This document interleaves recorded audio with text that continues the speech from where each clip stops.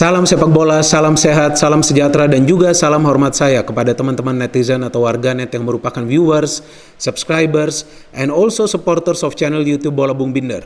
Pertama-tama saya ingin berterima kasih kepada teman-teman yang telah mendukung kemajuan dari channel YouTube Bola Bung Binder, karena hingga hari ini jumlah subscribers dari channel YouTube Triple B telah melewati 258.000 jumlah subscribers. Luar biasa dukungan yang telah teman-teman berikan, dan saya harapkan dukungan dari teman-teman akan tetap konsisten. Anyway, in this new content of channel YouTube Triple B, saya ingin kembali membahas tentang tim nasional Indonesia. Yang ingin saya bahas adalah trending topik saat ini, yakni tentang pemain keturunan dan naturalisasi untuk tim nasional Indonesia. Pertama-tama, kita perlu pahami teman-teman, bahwa menaturalisasi pemain dan juga memanggil pemain-pemain yang punya garis keturunan merupakan salah satu solusi untuk menambah kekuatan dari suatu tim nasional.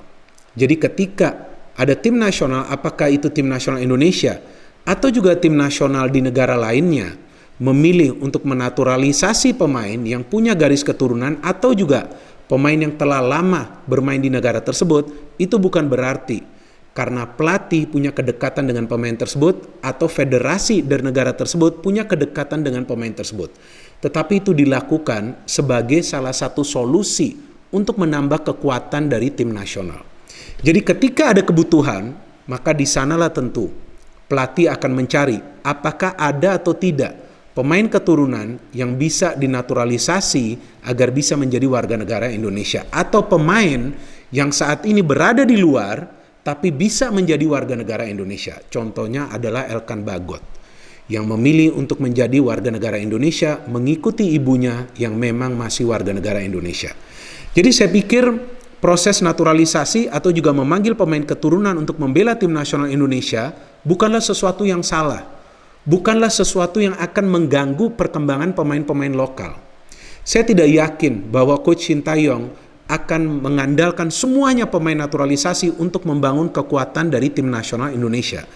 Tetapi yang saya pikirkan, mungkin juga saya salah, tapi saya berpikir positif, bahwa Coach Sintayong memanggil pemain-pemain keturunan yang punya darah Indonesia dan juga pemain-pemain yang bisa memilih menjadi warga negara Indonesia untuk membela tim nasional Indonesia agar tim nasional Indonesia bisa lebih cepat, ya, saya ulangin lagi, lebih cepat bersaing di level Asia.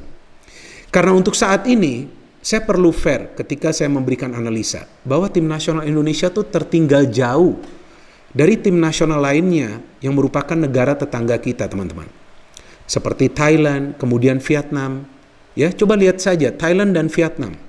Mereka sekarang lebih fokus bagaimana caranya untuk bisa lolos ke Piala Dunia daripada memikirkan cara untuk menjadi juara di Piala AFF. Sedangkan tim nasional Indonesia masih sulit menjadi juara di Piala AFF, padahal sudah 5 kali lolos ke final. Artinya kan ada satu masalah di sini. Pelatih juga sudah cukup banyak yang diganti. Sudah cukup banyak pelatih yang menangani tim nasional Indonesia. Kita sering menyalahkan sistem. Padahal menurut saya sistem itu masih bisa dibenahi. Yang perlu dilakukan adalah mengambil langkah yang cepat untuk bisa meningkatkan level permainan dari tim nasional kita. Dan juga kita perlu melihat pemain-pemain mana yang saat ini bermain di Liga Eropa yang bisa membela tim nasional Indonesia. Dan bukan berarti itu merupakan salah satu cara untuk membangun fondasi dari tim nasional. No, itu merupakan salah satu cara untuk meningkatkan level permainan. Tapi tentunya membangun fondasi tetap menggunakan atau memanfaatkan pemain-pemain lokal. Jadi artinya bukan pemain-pemain lokal ini nanti akan disingkirkan. Saya tidak yakin dengan itu. Saya pikir bahwa pemain-pemain lokal kita juga banyak yang bagus. Bahkan kita lihat di usia mudanya juga mereka sudah bisa perform lawan negara-negara Eropa ketika Coach Sintayong membawa tim nasional U19 pemusatan latihan kan di Eropa, jika saya tidak salah di Kroasia saat itu. Kan mereka sudah bisa bermain kompetitif lawan tim-tim dari negara Eropa dan juga negara Asia, saya pikir dari Arab Saudi ya, untuk bermain secara kompetitif. Walaupun itu adalah uji coba, tapi kita lihat bagaimana para pemain itu fokus dengan permainan mereka agar bisa meraih kemenangan. Jadi saya pikir pemain-pemain lokal kita juga bagus, tapi kita perlu juga pemain-pemain keturunan yang bermain di luar, yang pembinaan mereka tuh caranya berbeda daripada pembinaan para pemain lokal kita di sini untuk bisa meningkatkan level permainan. Dan itu kita perlu lakukan secara cepat, teman-teman. Segera. Ya cepat bukan berarti dalam tempo 1-2 bulan, tapi at least dalam 1 tahun ke depan, tim nasional kita sudah bisa bersaing di level Asia yang lebih kompetitif lagi. Kenapa?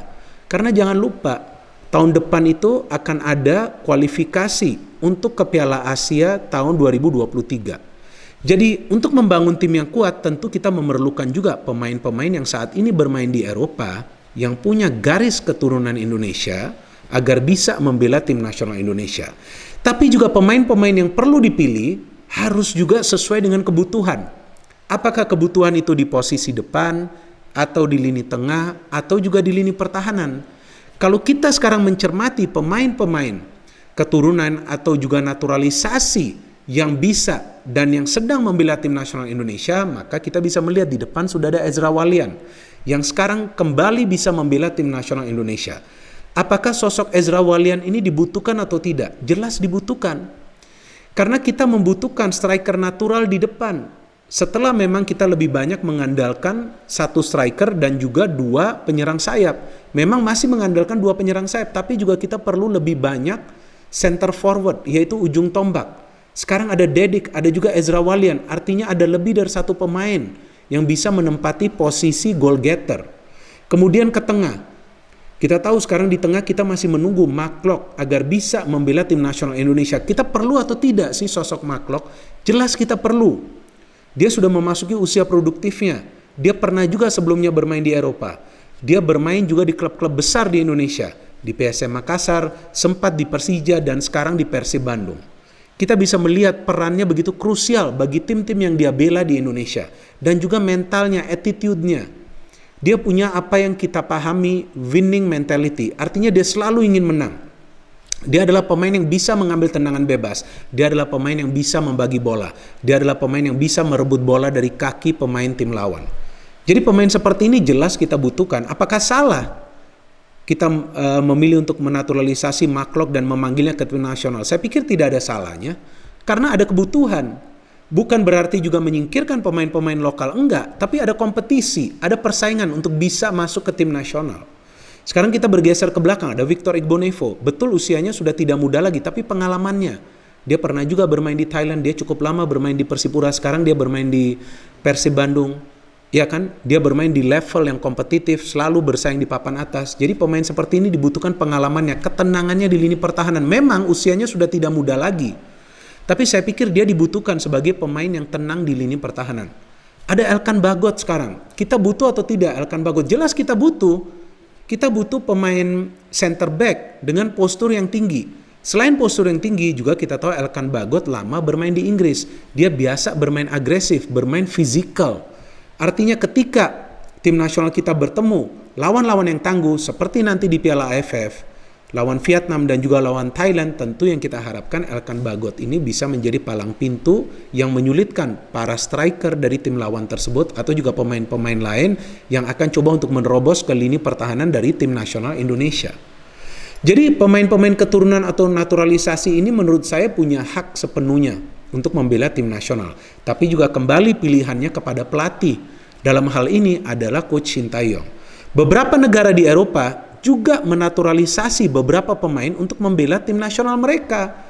Dari Jerman ada, dari Spanyol ada. Spanyol saya ingat tuh, ada Diego Costa, ada Thiago Alcantara. Portugal ada Deco, ada Pepe. Apa salah mereka menaturalisasi pemain? Tidak juga, Jerman juga ada banyak. Ya kan, pemain keturunan yang akhirnya mereka pilih untuk membela Jerman daripada membela Turki seperti Mesut Ozil. Ya kan? Jadi menaturalisasi pemain itu atau juga meminta mereka memilih warga negara Indonesia itu merupakan salah satu cara untuk meningkatkan level permainan dan juga menambah kekuatan di tim nasional. Bukan berarti itu akan menjadi satu-satunya cara untuk membangun fondasi dari tim nasional. Dan wajar jika ada yang pro dan kontra, itu wajar sekali. Ya nanti kita lihat bagaimana hasilnya. Sekarang ini kan masih dalam proses. Jika kita menilainya sekarang, saya pikir terlalu cepat. Jadi kalau sekarang kita mengatakan jangan pakai pemain keturunan, nah apa alasannya? Nah, kita belum melihat proses mereka bagaimana saat membela tim nasional, bagaimana permainan tim nasional dengan sekarang pemain-pemain keturunan yang berkualitas. Ya, kita belum melihat sekarang di level yang kompetitif. Kemudian jika kita mengatakan bahwa kita perlu pemain keturunan dan naturalisasi, jelas kita perlu, tapi juga bukan berarti itu merupakan satu-satunya yang kita perlukan. Selain itu juga kita perlukan pembinaan usia muda di sini yang lebih baik lagi. Dan memang ada beberapa nama yang direkomendasikan oleh Coach Sintayong kepada PSSI, dan saya pikir PSSI juga perlu mencermati secara teliti apakah pantas atau tidak pemain-pemain tersebut untuk membela tim nasional. Memang kalau kita sekarang melihat secara statistik dan juga secara biodata, pemain-pemain tersebut adalah pemain-pemain yang berkualitas. Mereka bermain juga di klub-klub yang bermain di kasta tertinggi di Liga Eropa tersebut, tapi juga kembali perlu dicermati apakah pemain tersebut bisa dengan cepat menjadi warga negara Indonesia. Jangan sampai masalah yang sebelumnya dialami oleh Ezra Walian dan sekarang Maklok kembali nanti dialami oleh para pemain tersebut, sehingga memperlambat proses naturalisasi mereka. Jadi menurut saya secara pribadi naturalisasi itu perlu, tapi jangan sampai naturalisasi itu menjadi satu-satunya cara untuk membangun fondasi dari tim nasional. Kita juga perlu mengorbitkan pemain-pemain lokal kita. Ya tentu dengan cara melakukan blending atau kombinasi pemain-pemain keturunan dan juga pemain-pemain lokal. Saya yakin bahwa tim nasional kita akan menjadi lebih kuat dan tentunya akan bisa bersaing di level Asia dan kelak nanti. Kita harus optimis, teman-teman. Sebagai manusia kita harus optimis bahwa tim nasional kita juga akan bisa bersaing di level dunia. Kenapa tidak? Kita punya semua sumber dayanya, kita punya. Hanya kita perlu bekerja lebih teliti lagi. Kita perlu juga memahami apa sih sebetulnya yang kita butuhkan. Yang kita butuhkan adalah proses yang panjang. Jadi ini jangan sampai lagi nanti pelatih yang istilahnya gagal di Piala AFF nanti dianggap telah gagal. Padahal belum, Piala AFF itu menurut saya bukan prioritas. Saya berharap bahwa Coach Sintayong itu memanfaatkan Piala AFF untuk membangun chemistry di antara para pemain dan juga membentuk tim nasional yang kuat agar nanti di kualifikasi Piala Asia bisa bermain lebih baik lagi. Ya kita tunggu saja deh ya, nanti seperti apa performance dari tim nasional Indonesia di Piala AFF. Tapi sebelum itu akan ada 2 pertandingan uji coba yang rencananya juga akan disiarkan di Indosiar. Kita nonton kedua pertandingan tersebut dan tentu saya juga akan memberikan analisa dari kedua pertandingan tersebut nanti di konten berikutnya. Terima kasih kepada teman-teman yang telah mendengarkan analisa saya di konten terbaru ini. Silakan jika teman-teman punya komentar yang ingin kalian berikan, bisa memberikan komentar kalian yang positif-positif saja deh ya. Saya tidak perlu komen-komen yang negatif karena sebagai manusia kita perlu berpikir positif. No hate, only football. Salam sepak bola.